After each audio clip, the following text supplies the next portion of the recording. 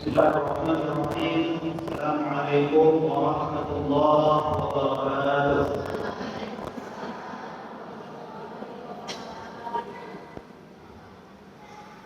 أعوذ بالله من الشيطان الرجيم. ولقد خلقنا الإنسان ونعلم ما توسوس به نفسه ونحن أقرب إليه من حبل الوريد إذ يتلقى المتلقيان عن اليمين وعن الشمال قعيد ما يلفظ من قول إلا لديه رقيب عتيد وجاءت سكرة الموت بالحق ذلك ما كنت منه تحيد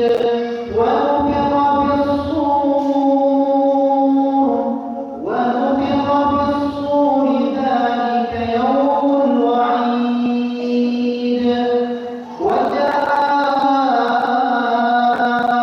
كل نفس معها سائق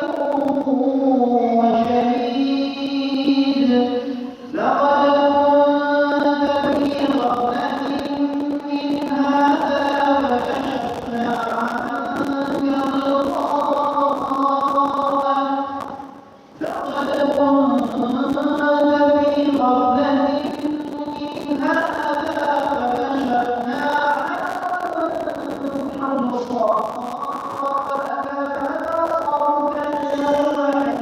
الحديد وقال قرينه هذا ما لدي عتيد ألقيا في جهنم كل كفار عنيد مناع للخير معتد مريب الذي جعل مع الله إلها فألقياه في العذاب الشديد قال قرينه ربنا ما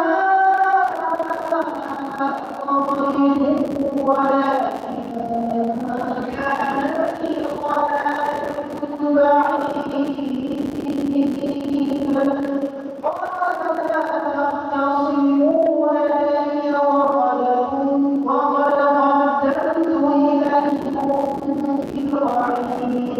بالوعيد ما يبدل القول لدي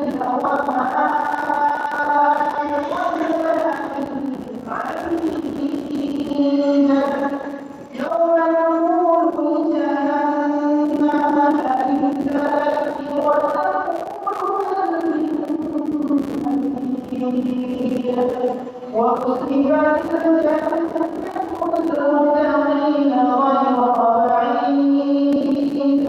هذا ما توعدون لكل أواب حفيظ من خشي الرحمن بالغيب وجاء بقلب منيب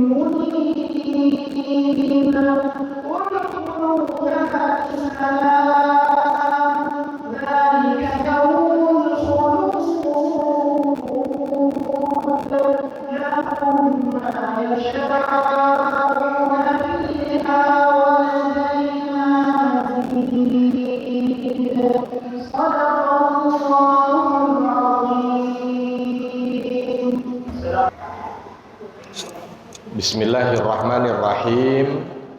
Assalamualaikum warahmatullahi wabarakatuh. Innal hamdalillah nahmaduhu wa nasta'inuhu wa nastaghfiruh wa na'udzu billahi min sururi anfusina wa min sayyiati a'malina may yahdillahu fala mudhillalah wa may yudlil fala hadiyalah Asyhadu an la ilaha illallah wahdahu la syarikalah wa asyhadu anna Muhammadan abduhu wa rasuluhu la nabiyya ba'dah. Allahumma salli wa sallim wa barik ala nabiyyina Muhammadin wa ala alihi wa ashabihi wa mawalah, ma ba'd. Rabbi shrah li sadri wa yassir li amri wa hlul 'uqdatam min lisani yafqahu qawli. Allahumma 'allimna ma yanfa'una wanfa'na bima 'allamtana. Allahumma hdina wahdi bina waj'alna sababan wa sabilan liman ihtada. Segala puji hanya bagi Allah. Salawat dan salam semoga senantiasa tercurah kepada junjungan kita Nabi besar Muhammad sallallahu alaihi wasallam.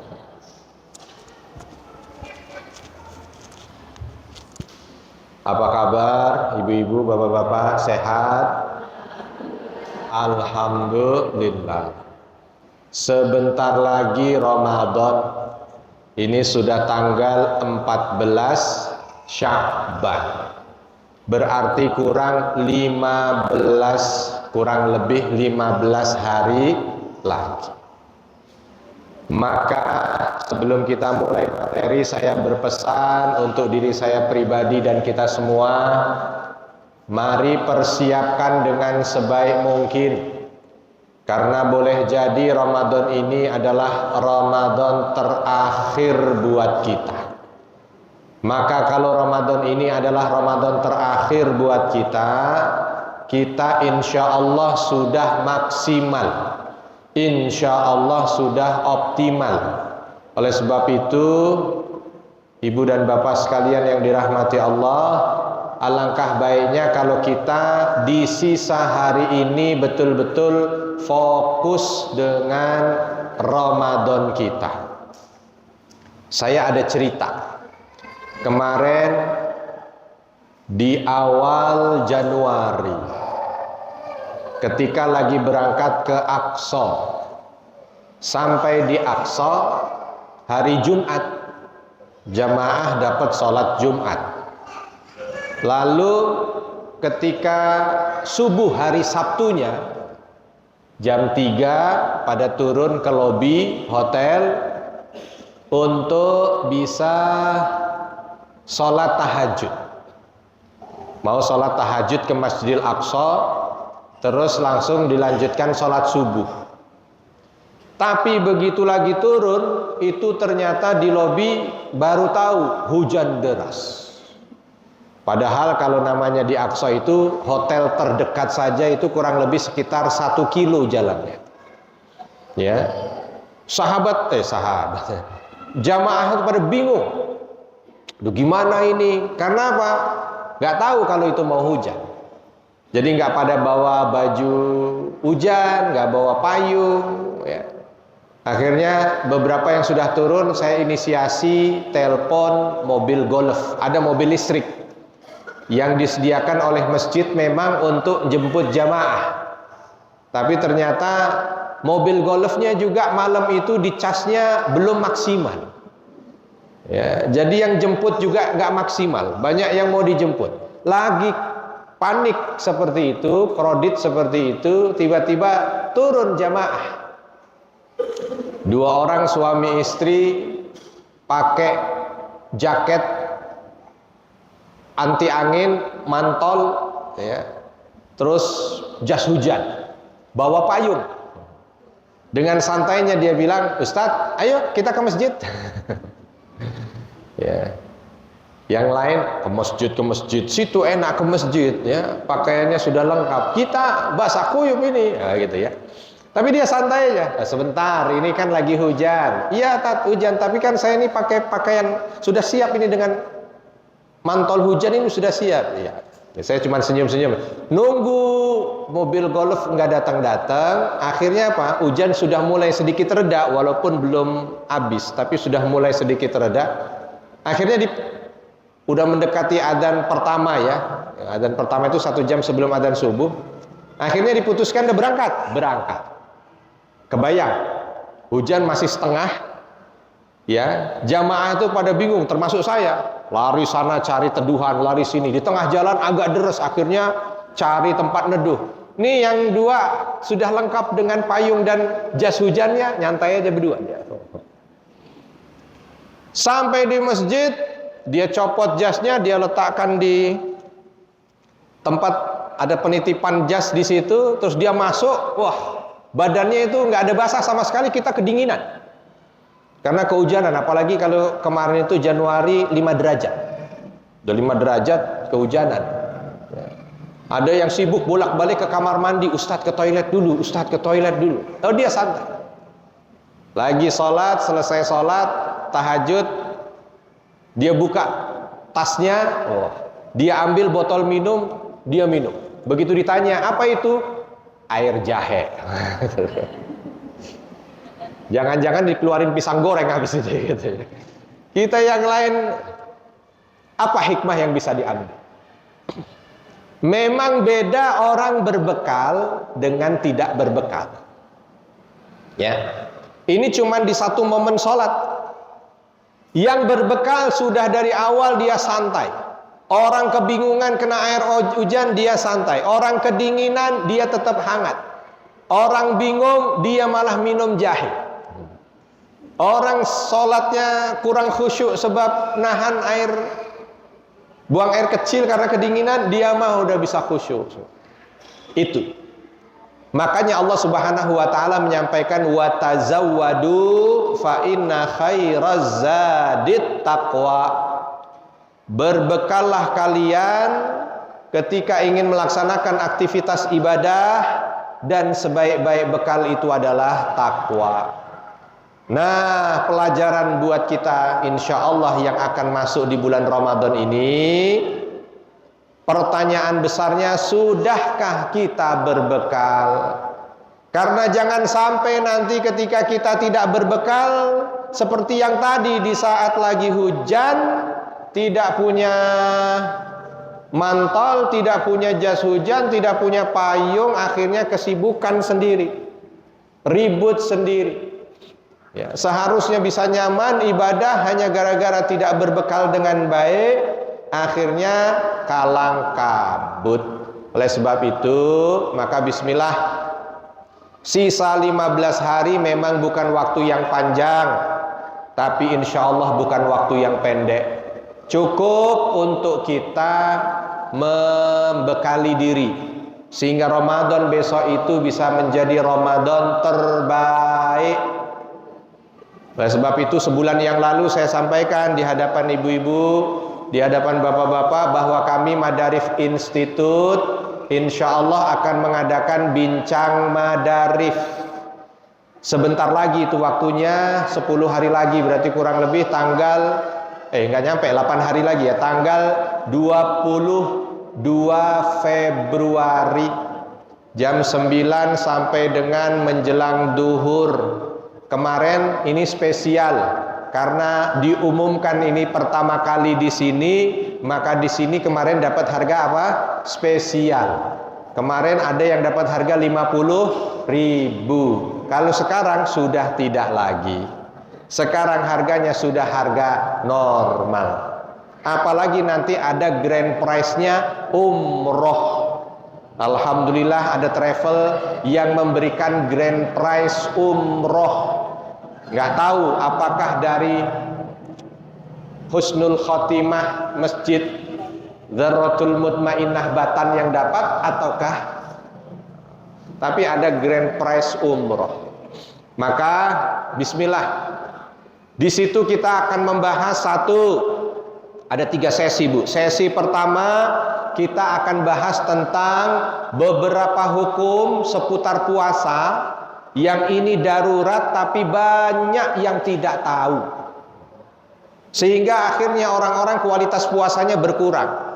Sekian lama saya mengajarkan tentang masalah puasa kepada jamaah, kadang-kadang setiap tahun pertanyaannya yang keluar itu lagi, sebab karena memang tidak tahu. Maka insya Allah di sesi pertama kita akan bahas tentang itu.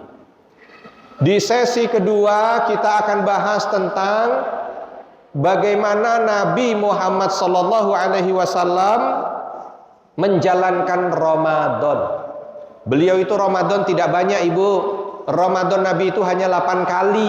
Nabi itu menjalani puasa Ramadan hanya 8 kali, dan dalam setiap tahunnya itu ada kisah-kisah yang perlu untuk kita tahu supaya kita bisa termotivasi lebih baik lagi di bulan Ramadan. Nah, yang terakhir spesial juga, sebab nanti ada sahabat-sahabat kita dari Palestina ikut hadir.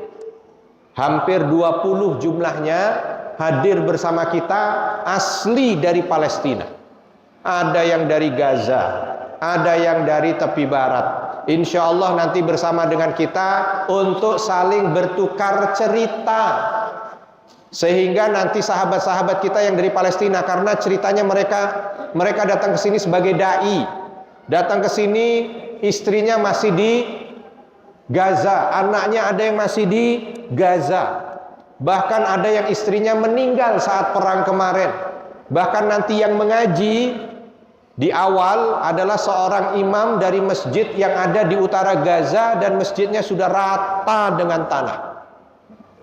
Yang doa juga nanti sama, adalah seorang syekh yang sudah melanglang buana untuk dakwah ke berbagai macam negeri, berkesempatan untuk hadir di acara kita dan berdoa bersama kita.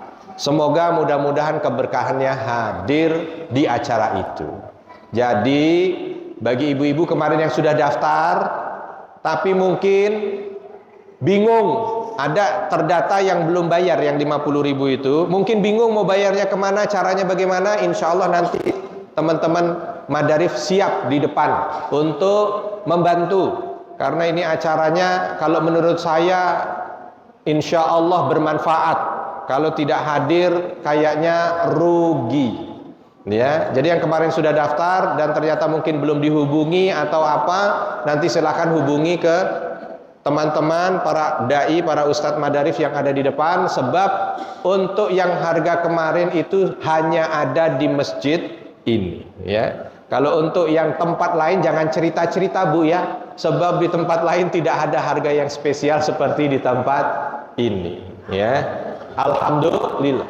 Sudah harga spesial, ternyata dapat hadiah didoain sama Syekh dari bumi Syam. Ya Allah, insya Allah berkah. Ini pertemuan kita sebelum Ramadan, karena insya Allah Ramadan mungkin kemungkinan kita libur, ya, karena Ramadan mungkin kita akan sibuk dengan ibadah individu kita akan menghabiskan Quran kita. Kalau dilihat dari wajahnya ini, ibu-ibu ini rata-rata kalau Ramadan khatamnya 10 kali ya. Halo? Khatam berapa kali kalau Ramadan? 7 kali, alhamdulillah. Ya, tidak 10 tapi 7 kali. Ya, karena Ramadan itu bulan Al-Qur'an. Maka hendaknya kita fokus dengan Al-Qur'an. Ramadan itu bulan sedekah, kita fokus dengan sedekah. Ramadan itu bulan Qiyamul Lail, kita fokus menghidupkan malam dengan banyak melaksanakan ibadah salat. Insyaallah nanti kita akan bahas dalam acara bincang Ramadan kita, ya. Amalan apa yang bisa kita jadikan sebagai amalan istimewa buat kita di Ramadan ini. Hari ini kita akan membahas tentang satu tema. Wah, nggak kelihatan lagi dari sini. Hari ini kita akan membahas satu tema. Apa temanya, Ibu? Bisa dilihat. Mengingat kematian, membatasi harapan. Mengingat kematian, membatasi harapan. Nih, ibu-ibu silahkan lihat di slide. Bisa kelihatan ya. Yang akan kita bahas pertama apa? Adalah firman Allah Subhanahu wa taala dalam surah apa itu, Bu? Yang kelihatan? Terbaca? Ada Quran suratnya enggak? Di bawahnya ada Quran surat apa? Quran surat Qaf. Ayat berapa? Masya Allah, 19. Berarti ini matanya masih sehat semuanya. Biasanya kan kalau lagi ke dokter mata kan ada tes begini kan. Ayo silakan baca yang atas, baca yang bawah. Kalau ibu-ibu, bapak-bapak masih bisa baca ini, maka insya Allah ini sehat semuanya. Kita baca ayatnya. Judul kita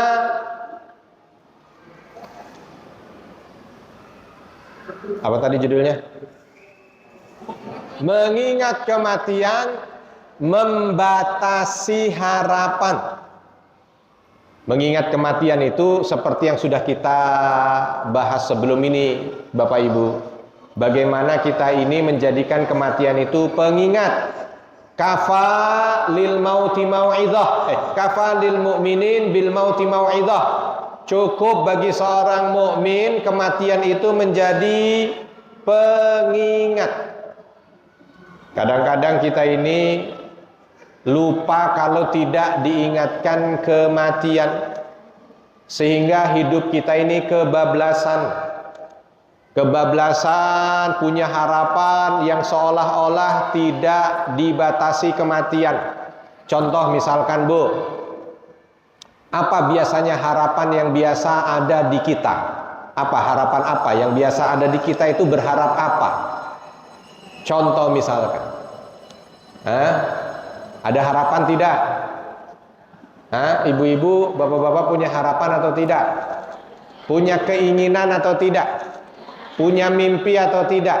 Punya pingin anaknya seperti ini, punya pingin karirnya seperti ini, punya pingin kekayaannya seperti ini. Tapi ingat bahwa semua yang diharapkan itu dibatasi dengan kematian. Bukan tidak boleh berharap, silahkan berharap, silahkan punya keinginan, tapi kita harus tahu bahwa itu dibatasi oleh kematian. Jadi kalau berharap dan punya keinginan, berharap dan punya keinginannya, itu yang bisa bermanfaat untuk kehidupan kita setelah kematian.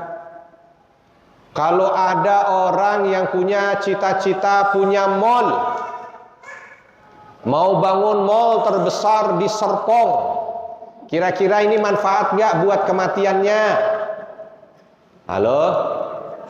Manfaat nggak buat kematiannya? Siapa yang tidak manfaat angkat tangan? Siapa yang manfaat angkat tangan? Siapa yang nggak angkat tangan angkat tangan? Ya. Ada orang punya harapan, punya keinginan bangun mall terbesar di Serpong. Kira-kira keinginan dan harapannya itu bermanfaat nggak untuk kematiannya? Bermanfaat tidak?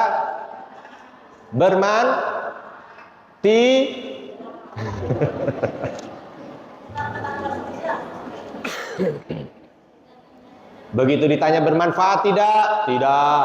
Tidak bermanfaat? Bermanfaat. Ya.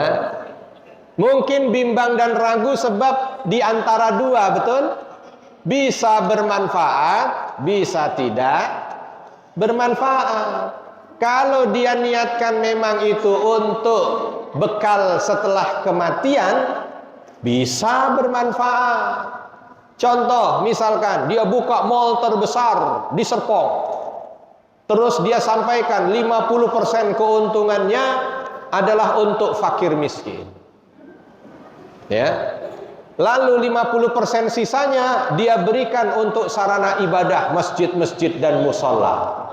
Berarti dia nggak ngambil. Hanya untuk operasional. Berarti mallnya itu gimana?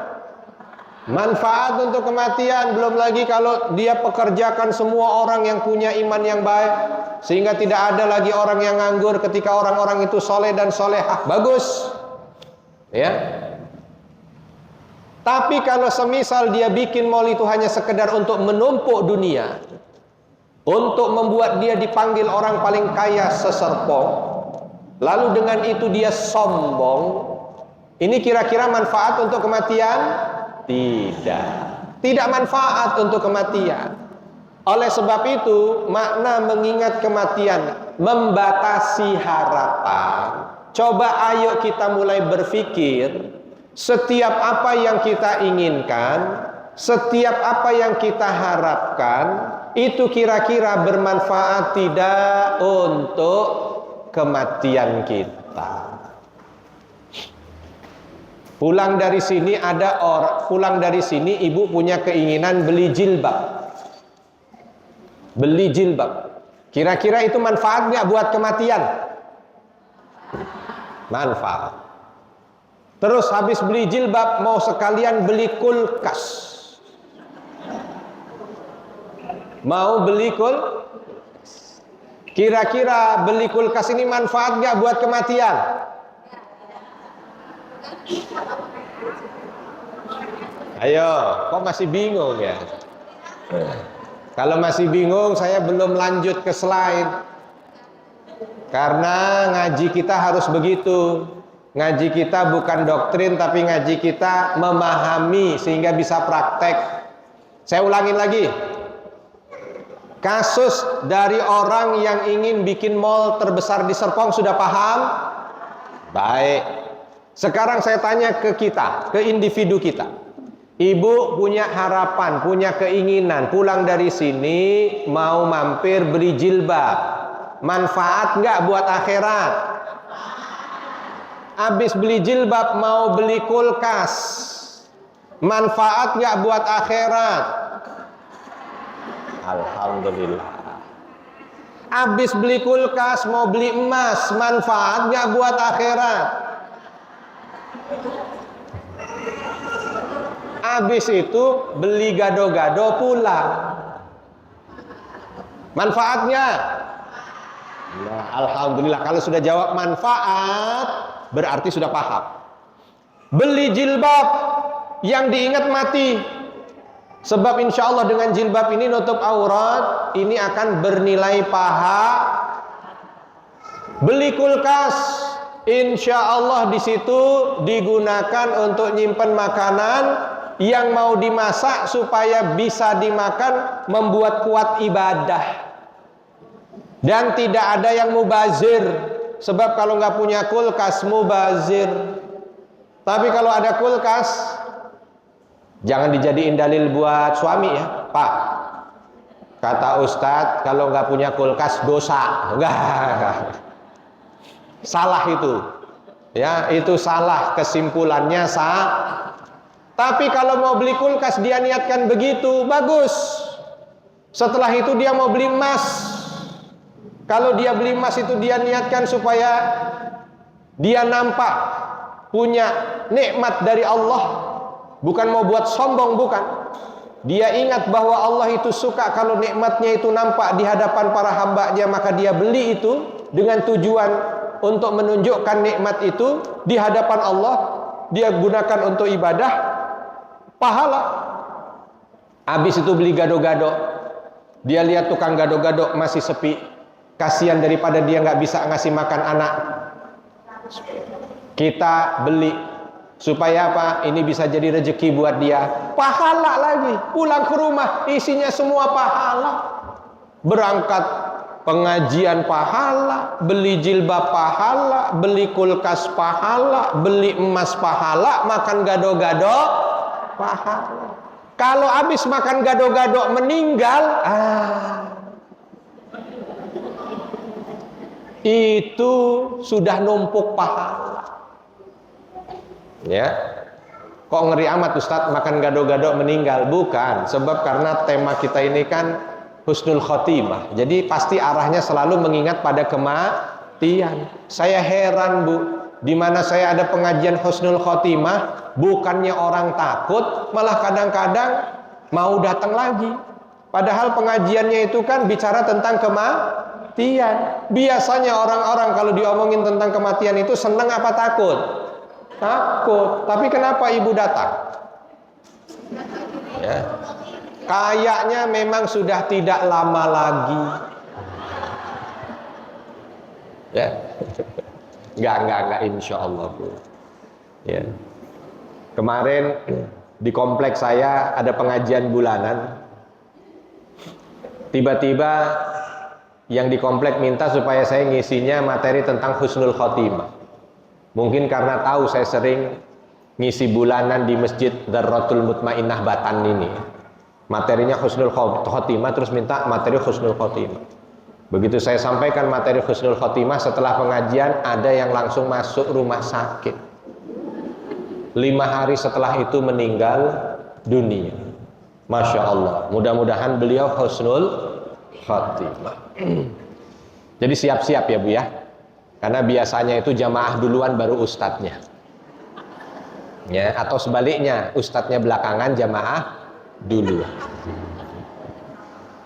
Tuh, yang penting husnul khotimah.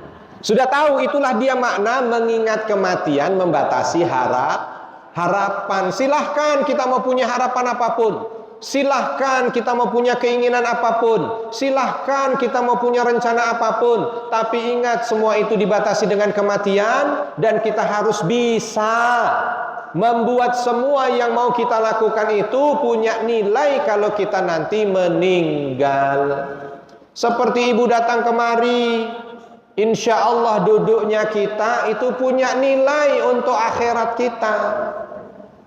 Yang mungkin sudah datang dari jam berapa tadi ya, sehingga mungkin sampai sekarang sudah sekitar 1,5 jam ya. Wajar kalau kesemutan, wajar ya, wajar kalau pindah posisi duduk, wajar kalau cari senderan, wajar, nggak apa-apa.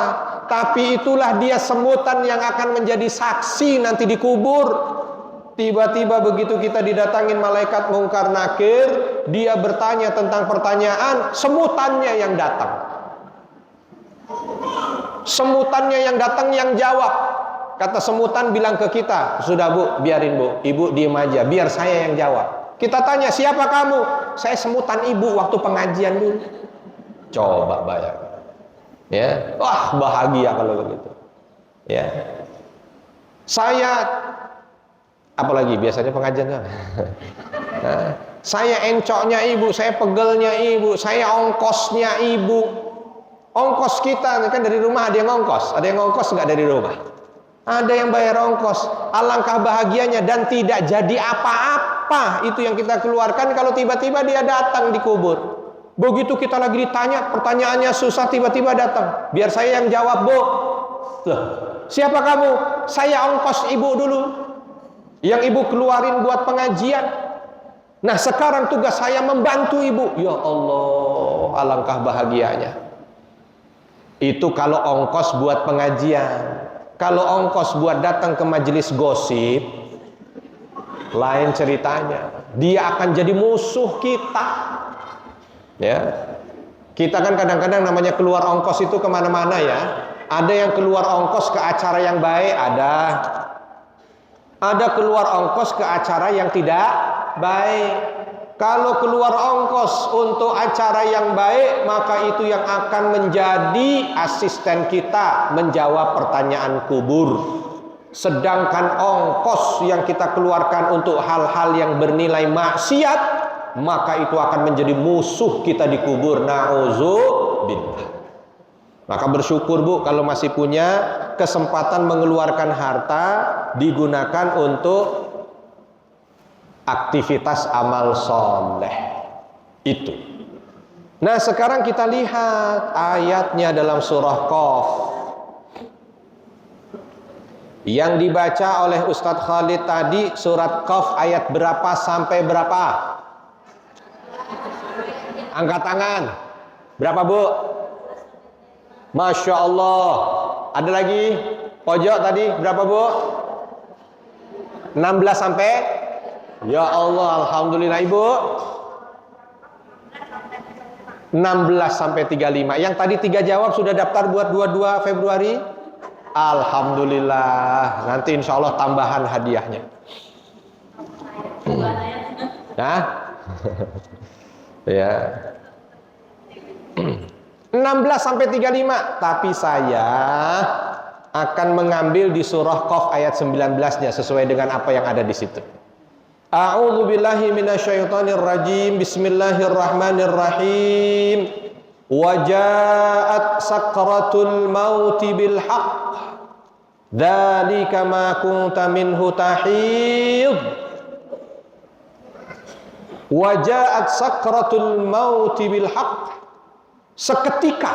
Wah. Jadi sakaratul maut itu, Bu, awalnya ditulis dengan kalimat seketika datanglah sakaratul maut dengan sebenar-benarnya. Jadi sakaratul maut itu, Bu, datangnya tidak kasih informasi.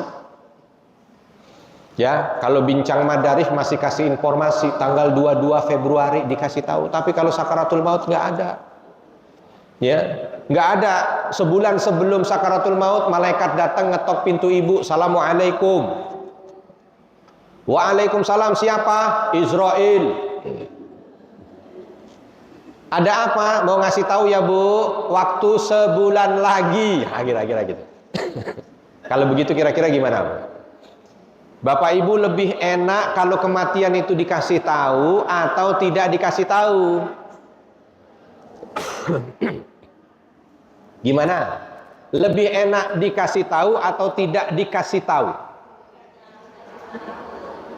Ada yang mau dikasih tahu? Tapi ternyata kalau kita lihat dalam surah Qaf ini sudah ditegaskan, wajaat sakratul mauti bil haqq. Tiba-tiba, seketika datang sakaratul maut. Makanya kadang-kadang kita itu ada ngelihat orang nggak pakai sakit meninggal, ada. Ada orang yang sudah sakit lama ternyata tidak meninggal, ada. Bahkan di antara sahabat ada yang begitu, Bu. Ada seorang yang bernama Sa'ad ibn Abi Waqqas radhiyallahu anhu. Sakit keras. Sampai saking parahnya itu penyakit, seolah merasa mau meninggal dunia. Sampai akhirnya minta diutus datang kepada Rasulullah, pembantunya, agar mohon Rasul datang untuk mentalkin. Wah, ini udah berarti kan udah sakitnya. Begitu sampai di sana, Sa'ad ibn Abi Waqqas sudah nulis wasiat. Kalau beliau itu meninggal akan memberikan semua hartanya di jalan Allah. Kata Nabi, jangan, nggak boleh semua hartamu disedekahkan. Baik, kalau gitu setengahnya ya Rasul. Jangan. Kalau begitu sepertiganya. Oke, kalau sepertiganya boleh, tapi sepertiga itu sudah banyak. 2/3 harus kamu kasih kepada ahli warismu. Sudah begitu, Nabi pun juga tidak tahu, seolah sudah ingin meninggal ini sahabatnya. Tapi tiba-tiba sembuh. Dan sembuhnya bukan sembarang sembuh, sehat walafiat. Ternyata yang meninggal Nabi duluan. Baru nanti setelahnya sahabat Sa'ad ibn Abi Waqqas. Makanya kalau namanya kematian kita tidak ada yang tahu. Semua datang tiba-tiba. Oleh sebab itu kata Nabi, yang paling beruntung dalam kehidupan manusia ini hanya satu. Mungkin kalau kita mau punya definisi untung satu dengan yang lain macam-macam, Bu. Yang dagang definisi untungnya, ya yang untung kalau dagangnya pulang modal dan ada sisa, itu untung. Kalau untung dia sebagai karyawan, untung adalah ketika dia kerja dilihat bos sehingga dapat penghargaan, naik jabatan, itu untung. Untungnya para anggota dewan kalau kepilih lagi di periode berikutnya, itu disebut untung. Tapi di mata Allah yang untung ternyata hanya satu. Siapa mereka yang beruntung? Mandana nafsahu wa amila lima ba'dal maut.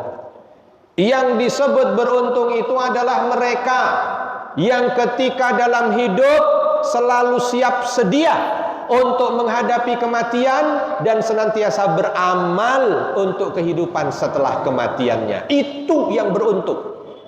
Jadi ada kalanya orang ketika dia berdagang di mata orang bangkrut, tapi sebenarnya dia untung di mata Allah. Ada.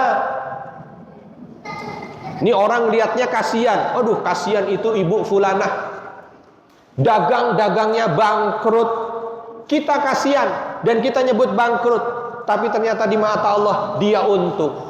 Sebab karena dia bangkrut, dia mampu sabar dan sabarnya itu membuat dia dekat dengan Allah. Sholatnya makin khusyuk, ibadahnya makin rajin. Itu berarti kebangkrutannya untung. Ya. Ada orang yang mungkin orang anggapnya kasihan sebab dia jadi karyawan gak naik-naik jabatannya. Itu aja, stuck di situ. Berbuat baik bos nggak lihat, berbuat baik bos nggak lihat, sehingga nggak dinilai. Semua orang bilang kasihan, tapi ternyata di mata Allah dia adalah orang beruntung. Sebab dia mampu bekerja bukan karena bos, dia mampu bekerja karena Allah. Dan dia yakin bahwa rezeki yang memberikan Allah. Oh, itu menjadi orang yang di mata Allah betul-betul mampu menyandarkan segalanya pada Allah, sehingga disebut beruntung. Ada orang sakit nggak sembuh-sembuh. Ada yang sakit di sini? Ada yang sakit? Ada yang sakitnya nggak sembuh-sembuh? Atau kita pernah punya orang sahabat kita lihat sakit nggak sembuh-sembuh? Banyak orang bilang kan kasihan. Aduh kasihan ya dia, aduh kasihan dia. Mata kita melihat kasihan, tapi belum tentu di mata Allah. Bisa jadi itu adalah orang paling beruntung. Sebab apa? Penyakit yang diberikan pada dirinya dengan kesabaran yang ada pada dirinya membuat dia habis dosa. Kalau mau ngandelin sholatnya seberapa sholatnya, kalau mau ngandelin puasanya seberapa puasanya. Tapi karena dia mampu menjadi hamba yang sabar terhadap ujian itu, Allah berikan pengampunan dosa, sehingga nanti ketika meninggal tidak tersisa satu dosa pun. Beruntung. Oleh sebab itu hati-hati dengan sakaratul maut. Wajaat sakaratul mauti bil haq. Sakaratul maut datang tiba-tiba. Ma kunta minhu tahid. Dan kamu kadang-kadang dan kamu tidak bisa hindari. Jadi kalau namanya sakaratul maut, Bu, walau kita punya rumah dibentengin dengan kerangkeng besi, lalu ada bodyguard jaga di luar, ditambah lagi ada apa? Supaya nyegat malaikat Israel tidak masuk, itu perkara mustahil. Satu-satunya yang tidak bisa kita cegah untuk masuk mendekat ke kita adalah Israel. Ya, ini saktinya Israel. Mau seperti apapun kondisi apapun, maka Israel akan melesat masuk dan akan mengambil nyawa orang yang memang sudah sampai di ajalnya. Kadang orang yang dilihat tidak ada tanda kematian dekat, sebab masih sangat sehat, segar bugar. Tapi kalau Israel sudah dapat tugas, maka tidak pernah bisa balik. Oleh sebab itu ayat ini apa pelajarannya? Ayat ini pelajarannya buat kita, mari kita sama-sama menjadikan kematian sebagai pengingat. Sekali lagi silahkan punya angan-angan, sekali lagi silahkan punya harapan, punya keinginan, tapi dengan harapan dan keinginan itu cantolkan dengan kematian. Sehingga di saat kita menjalani apa yang kita harapkan dan kita inginkan ternyata terbatas dengan kematian, kita bisa mendapatkan kematian yang husnul khatim. Lalu hati ini pun sama. Sebab hati ini pun punya amal. Hati ini pernah cinta, suka dengan sesuatu. Juga pernah benci, tidak suka dengan sesuatu. Maka hendaknya suka dan tidak sukanya kita dengan sesuatu itu harus diingatkan dengan kematian. Jangan sampai hanya gara-gara nafsu kita suka atau gara-gara nafsu kita tidak suka membuat kita jatuh ke lubang dosa. Sebab apa? Tidak ingat dengan kematian. Slide yang kedua. Di slide yang kedua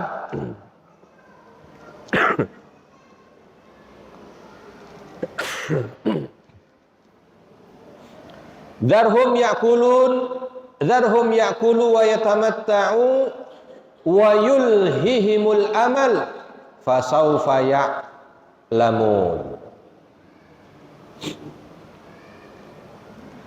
Di dalam slide yang kedua firman Allah Subhanahu wa taala, ini surat Quran surat berapa, ayat berapa? Hah? Iya. Biarkanlah mereka, zarhum, biarkanlah mereka, kata Allah begitu. Zarhum, biarkanlah mereka, yakulu, makan sesukanya. Wa yatamatta'u, bersenang-senang sesukanya di dunia. Wa yulhihimul amal, dan mereka punya keinginan, mereka punya harapan, punya cita-cita, biar berangan-angan sesukanya. Fasaufa ya'lamun, tapi satu saat mereka akan mengetahuinya. Maknanya Allah Subhanahu wa taala ini hinaan buat orang-orang yang tidak punya iman. Kata Allah begini, biarin di dunia mereka mau makan sesukanya, silahkan. Nggak pandang mana halal mana haram, silahkan. Dia mau apa? Mau bersenang-senang sesukanya, silahkan. Mau berangan-angan, silahkan. Nanti satu saat dia akan tahu, ketika sudah meninggal dunia baru sadar ternyata semuanya harus dipertanggungjawabkan. Maka dari sini tadi contohnya tadi kita sebut, lagi makan, yakul, lagi makan, ingat apa? Ingat mati. Bu, kalau lagi makan, apalagi makanannya enak, yang ibu ingat apa? Coba kita cek. Ini lagi makan, makanan banyak tuh. Yang ibu ingat apa? Ibu lagi makan di restoran, makanannya banyak. Yang ibu ingat apa? Nggak ingat apa-apa? Siapa yang sebelum makan di restoran, makanannya enak, sebelum makan di foto, angkat tangan. Siapa yang belum makan foto, angkat tangan. Apa yang diingat? Kalau Allah Subhanahu wa taala mengatakan darhum yakulu wa yatamatta'u wa yulhihimul amal, kata Allah biarin mereka makan. Jangan sampai dibiarin, Bu. Jangan sampai kita bahagian orang yang dibiarkan oleh Allah. Jadi tolong ketika kita makan ada yang kita ingat dari akhirat kita. Ini jangan begitu makan lupa akhirat, lupa. Ya, jadi begitu makan, ini kurangnya, gitu ya. Ini rasanya, ini apa? Boleh silahkan, tapi diantaranya ingatlah akhirat. Ya Allah, ini kira-kira makanan halal apa haram? Halal lah, orang makanan Padang, makanan Padang halal. Tapi kira-kira uang yang buat beli itu halal atau haram? Halal lah, alhamdulillah kalau halal. Kita makan enak begitu, tetangga kanan kiri pada makannya bisa apa enggak? Bisa lah, mereka lebih kaya dari saya, alhamdulillah. Dari makanan yang kita makan itu kira-kira ada nggak sebahagian yang kita berikan buat orang-orang yang tidak mampu? Adalah, alhamdulillah. Itu yang harus ada dari apa yang Allah berikan kepada kita, sehingga nanti sekali lagi pikiran kita di saat kita menjalani dunia bukan cuman dunia. Pikiran kita di saat menjalani dunia ada akhiratnya. Maka tidak masuk dalam kategori yang disampaikan di ayat ini. Darhum yakulu wa yatamatta'u wa yulhihimul amal. Biarin aja mereka makan, biarin aja mereka bersenang-senang, biarin mereka berangan-angan. Fasaufa ya'lamun. Nanti kalau udah tahu waktunya, nah rasain. Jangan begitu. Jadi biar nanti makan kita itu, Bu, ada orang itu yang jalannya bikin malaikat gemeter. Coba Bapak Ibu, ada orang yang jalannya bikin malaikat gemeter, yang tidurnya bikin malaikat gemeter, yang makannya bikin malaikat gemeter, yang duduknya bikin malaikat gemeter. Kalau udah malaikat gemeter, setan lari. Ya, siapa mereka? Mereka-mereka yang selalu mengaitkan apa yang mereka laksanakan dengan akhiratnya. Siapa yang jalan dan jalannya membuat malaikat gemetar? Ketika yang jalan itu berpikir, langkah saya harus membawa ke surga. Gemetar malaikat. Kenapa malaikat gemetar? Sebab kita ini hidup di tengah tempat yang banyak godaan. Coba ibu-ibu, bapak-bapak, datang pengajian ini dari rumah, banyak godaan nggak? Kira-kira banyak godaan nggak? Ada godaan nggak? Ada. Jalan lurus pengajian, kanan arisan, kiri mall, mundur ke belakang tidur enak. Kan banyak godaan. Ibu pilih jalan lurus ke depan. Padahal mungkin yang berangkat ke pengajian ini masih dalam kondisi yang apa? Kondisi yang sedang dalam cobaan Allah ada yang kondisi tidak sehat, sakit, ada yang kondisi masih punya utang, ada yang kondisi beli beras di rumah lagi habis belum punya duit, ada. Ya. Ada yang punya keinginan mau nyekolahin anak, tapi ternyata uangnya belum cukup, ada. Tapi jalan aja ke depan. Ada yang lagi musuhan sama suami, ada. Kenapa Bu pengajian? Daripada di rumah panas. Nauzubillah, enggak insyaallah ya. Ada, tapi tetap jalan dengan segala apa yang ada, tetap jalan. Oh itu Bu, jalannya kita ini menuju tempat ini bikin malaikat bergetar. Malaikat itu makhluk yang diciptakan tanpa godaan. Malaikat itu makhluk yang diciptakan tanpa beban. Makanya nggak ada malaikat mikirin besok gimana kira-kira uang pensiun saya. Nggak mikir. Sebab malaikat nggak mikir uang kontrakan, malaikat nggak mikir. Nggak mikir nanti bagaimana anak sekolah, nggak mikir. Malaikat nggak. Makanya ketika ada satu makhluk, dan makhluk itu adalah kita, gitu ya. Jalan dengan segala macam tekanan yang Allah berikan pada dirinya, cobaan, ujian, masih bisa beramal soleh. Wah itu malaikat geleng-geleng. Ini luar biasa. Dengan segala apa yang ada pada dirinya, masih punya kekuatan beramal soleh. Dan siapa mereka? Mereka itu adalah ibu-ibu ini. Makanya jangan heran Bu, kalau ibu lagi jalan kok tiba-tiba kok kayak agak keliengan. Nah gitu ya. Itu tandanya ibu kurang darah. Bukan tandanya malaikat di seputarnya pada bergetar. Ya. Coba bayangkan ya. Itu. Makanya ada beberapa yang membuat malaikat bergetar. Ketika mereka yakulu saat makan yang dipikir akhirat. Ia tamatta'u di saat mereka sedang melaksanakan aktivitas yang membuat mereka senang, pikirannya akhir. Wa yulhihimul amal, dan ketika berangan-angan, angan-angan selalu dibatasi dengan akhiratnya. Oh, itu bikin malaikat bergetar. Dan mereka akan ceritakan kepada yang lain di saat ketemu. Kamu tahu ada hamba Allah namanya Ibu Fulanah. Ya Allah, itu orang paling kasihan. Paling kasihan. Udah sakit-sakitan, udah pensiun, udah uang dikit, udah sebutin, tapi tetap pengajian. Wah, ternyata itu menjadi salah satu yang dibanggakan. Kadang-kadang kita mungkin ngerasanya itu adalah sebuah cobaan dan ujian, tapi ternyata di sisi para malaikat sesuatu yang bisa dibanggakan. Ayat ketiga. Nah, slide ketiga. Slide ketiga, baca. Hadis dari Nabi Shallallahu Alaihi Wasallam. Dari Abu Hurairah, kebaca. Ada hadisnya. Hadis riwayat siapa? Masya Allah, luar biasa. Bikin malaikat geleng-geleng.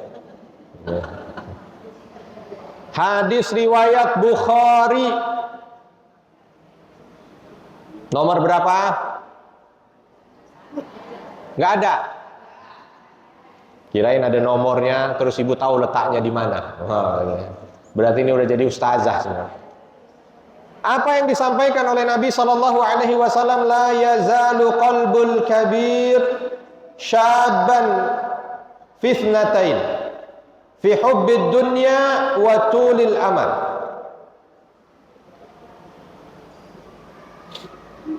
Ini sindiran bu, sindiran pak. Hati orang yang udah tua, aduh saya ngomong tuanya agak sedikit kasar. Hati orang yang sudah lanjut usia.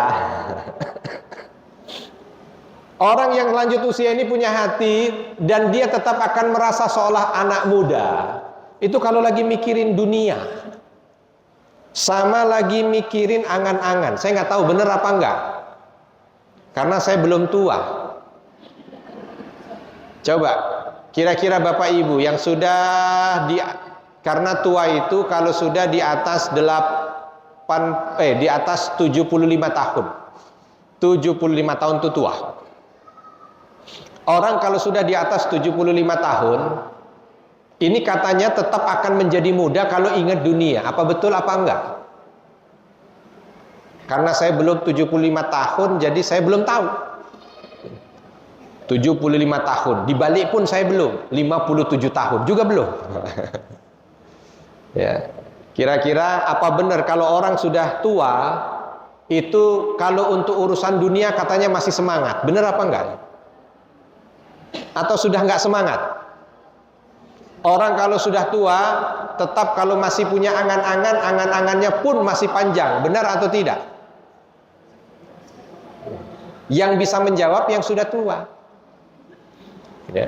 Kalau ternyata misalkan begini jawabannya bu, enggak Ustadz, justru saya ini sudah tua yang ingat malah akhirat. Ya, berarti nggak sama dengan hadis ini, gitu loh. Enggak Ustadz, justru saya kalau sudah tua ini jadi nggak mikir lagi dunia mah, udahlah. Bisa apa emang saya? Badan udah lemes, badan udah lemah. Nah, maksud saya begini. Kalau ternyata ada di antara kita dengan bertambah usia, seolah dunia sudah tidak lagi dipikir. Kalau mau begini begitu mikir, doh udahlah saya ini nggak mau meninggal masih ngurusin dunia. Kalau ada yang berpikir seperti itu, berarti tanda baik. Sebab maksud Nabi ini dalam hadis adalah mereka-mereka yang jauh dari Allah. Orang yang jauh dari Allah, makin tua, makin semangat dunianya. Tua keladi. Makin tua, makin jadi. Nah, gimana Ustadz kalau tua-tua keladi, tapi makin jadinya buat dunia dan akhirat? Bagus. Yang penting ada akhiratnya. Sudah bel. Sudah bel. Ya, ini bel selesai sekolah. Ya. Supaya kita sama bel sana dengan bel sini pas diselesaikan. Sebelum nanti tanya jawab dulu ya sedikit. Jadi intinya hadis ini menunjukkan ada di antara hamba Allah itu yang makin tua itu makin semangat dunianya tapi lupa akhirat. Begitu ditanya, "Nek, mau kemana?" Rapi banget, dansa. Mau apa? Mau dansa. Ya Allah, nggak mikir. Kalau nanti dansa, salah-salah kepleset, itu tulang kalau patah, susah mau nyambung. Tapi semangat aja. Mau kemana? Mau ini, mau kemana? Kalau tidak ada nilai akhiratnya, hati-hati. Ya. Tapi kalau misalkan kita justru merasa, kok nampaknya makin tua, pikirannya hanya satu, bagaimana supaya kita bisa terus mendekatkan diri pada Allah, alhamdulillah, insya Allah itu tanda kebaikan. Saya kira itu Bapak dan Ibu yang bisa saya sampaikan. Mungkin kalau ada yang ingin bertanya dipersilahkan.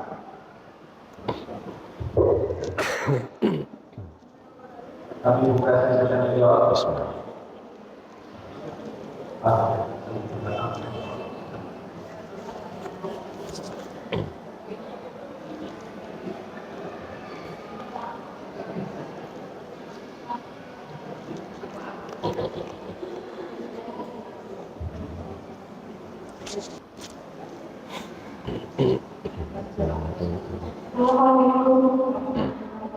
Waalaikumsalam.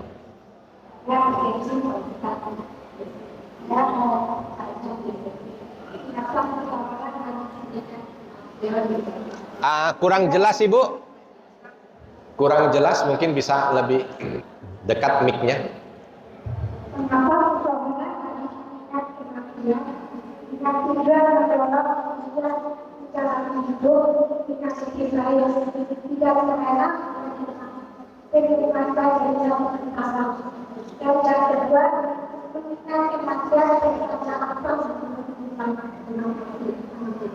Waalaikumsalam. Saya kurang jelas. Mungkin karena ini saya yang kurang. Telinga saya, bukan suara ibu. Suara ibu sudah jelas. Cuman telinga saya ini yang perlu ke dokter. Ya. Izin pinjam catatannya ya ibu ya. Saya baca.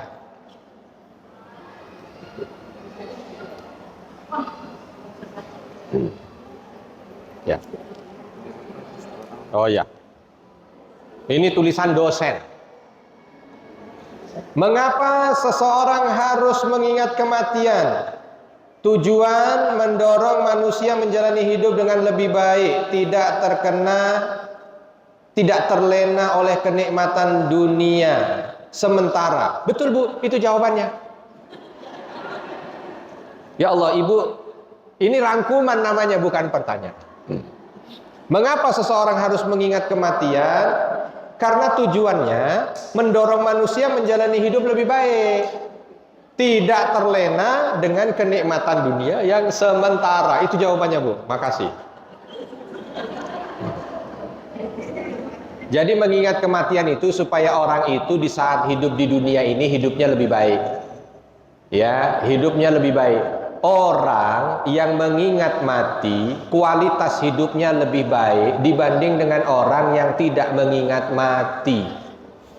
Contoh, orang ketika susah hidupnya, kalau dia nggak ingat mati Bu, hancur hatinya. Ya, hancur hatinya, susah hidupnya, sedih, merana, penyakit, apa segala macam. Cuman kalau dia ingat mati, dalam kondisi susah pun dia ingat bahwa nanti akan ada pahalanya, akan ada balasannya kalau dia sabar. Maka akhirnya itu yang membuat dia senyum. Kalau dilihat ada orang diuji sakit, yang bisa bikin dia senyum atau tidak adalah ingat mati atau tidak.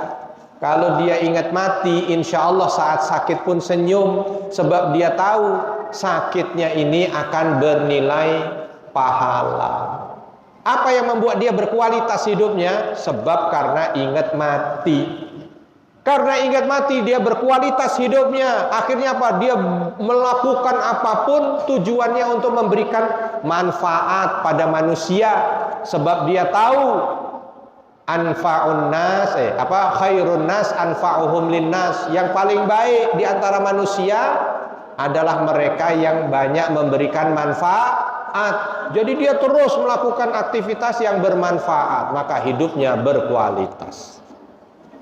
Pertanyaan kedua, mengingat kematian, pertanda apa menurut Islam? Manusia akan selalu meningkatkan keimanan, ketakwaan, terus memperbaiki diri dan memohon ampunan Allah. Betul Ibu? Ya. Ini pertanyaan langsung ada jawabannya juga. Jadi Masya Allah, memang betul ini Ibu dosen. Mengingat kematian itu apa? Ya, pertandanya menurut Islam, ya, dengan mengingat kematian itu manusia akan selalu meningkatkan keimanan, ketakwaan, ya. Lalu terus memperbaiki diri dan memohon ampunan Allah. Tahu sadar dia akan meninggal, takut saat meninggal dosanya banyak, maka segera memohon ampun. Yang terakhir, apa hikmat yang diperoleh atau hikmahnya? Apa hikmah yang diperoleh dari mengingat kematian? Seseorang akan lebih waspada terhadap amal perbuatannya, sehingga senantiasa bertaubat dan mempersiapkan diri dengan amal soleh. Betul. Ya alhamdulillah. Terima kasih Ibu. Rangkumannya luar biasa. Yang mau setor rangkuman lagi silakan. Ya.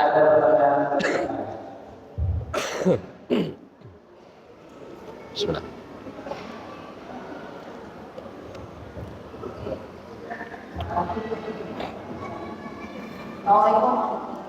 Waalaikumsalam warahmatullahi wabarakatuh.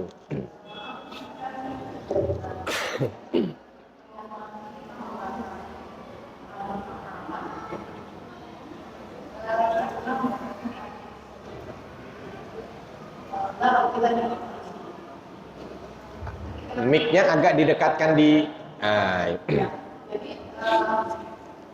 walaupun dagangannya ya. walaupun ketika akan datang dari formal maka Ya. itu walaupun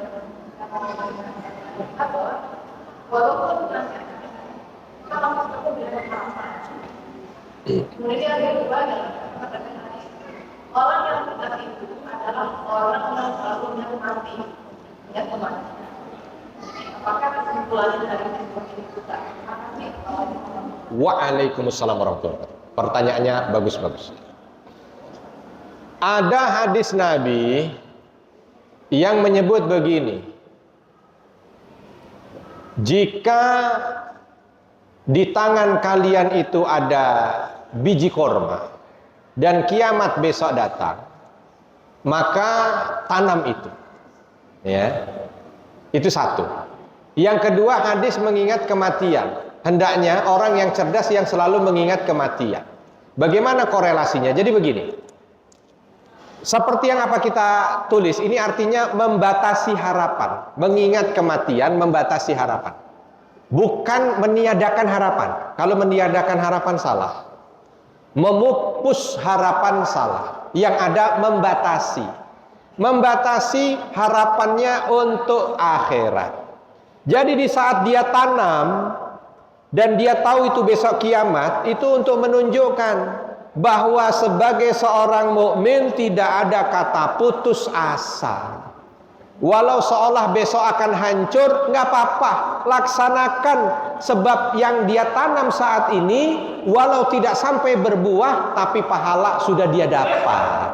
Jadi yang dikerjakan oleh kita itu orientasi yang pertama adalah pahala dari Allah, ridho dari Allah. Bukan nanti bagaimana di mata manusia, bukan. Makanya ketika ada biji di tangan, tanam. Karena saat menanamnya sudah dapat ridho Allah. Saat menanamnya sudah dapat pahala Allah.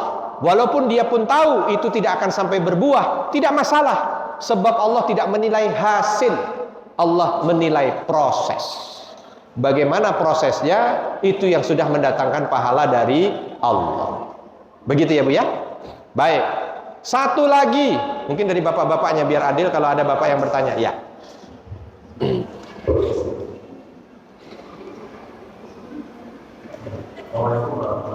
Waalaikumsalam warahmatullahi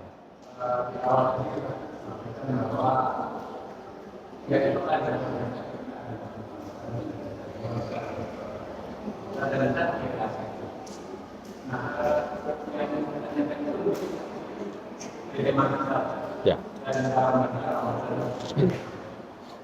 Nah, mungkin begini.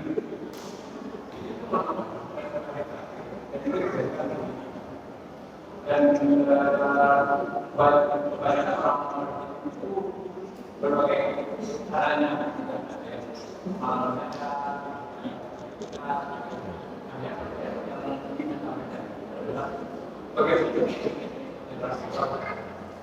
Gimana Pak? Oh, baik.